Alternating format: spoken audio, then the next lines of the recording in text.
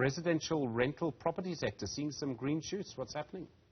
That's correct, Stephen. This is according to the latest TPN Credit Bureau Residential Rental Monitor. It's showing real signs of renewal. To talk us through more of this, we are joined virtually by TPN Credit Bureau's Head of Marketing and Sales, Waldo Marcus. Waldo, welcome and good evening to you. The essence of this conversation really is about the seeming bounce back to pre-COVID levels. Waldo, thank you so much for your patience. Talk to us about this development.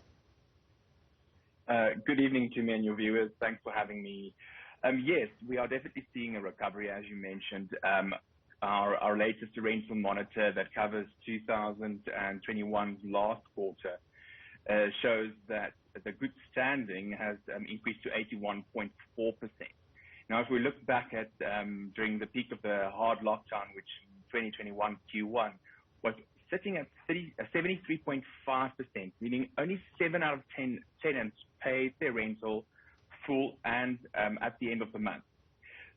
Not just that, we're also definitely seeing an improvement in escalation. We saw Western Cape going into re-escalation after had 4 consecutive months of de-escalation.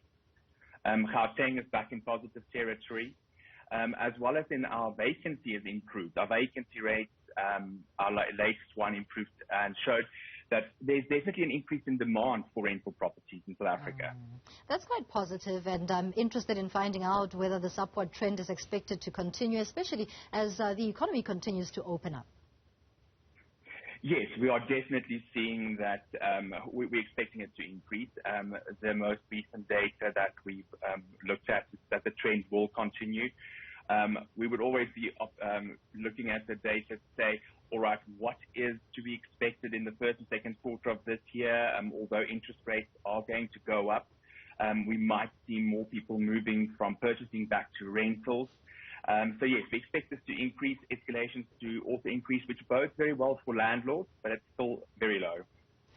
Interesting that you mentioned the landlord there, but the letter in terms of those who are paying for this particular rental property, it hasn't been easy on them. What does the report indicate in that regard?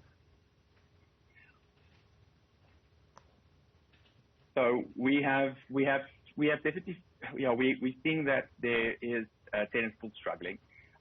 Petrol price increase, interest rate increase, inflation is very high. Tenants, of course, is feeling it. We've also seen quite a few people moving from full-time employment to part-time employment, which in itself makes it difficult for landlords to understand when and where to place tenants.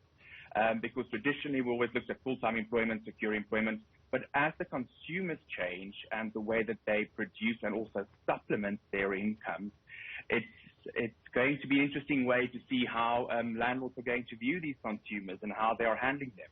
Absolutely. Another interesting one that I picked up on, Waldo, in that report is of the luxury rental space. That seems to be doing well and not surprising.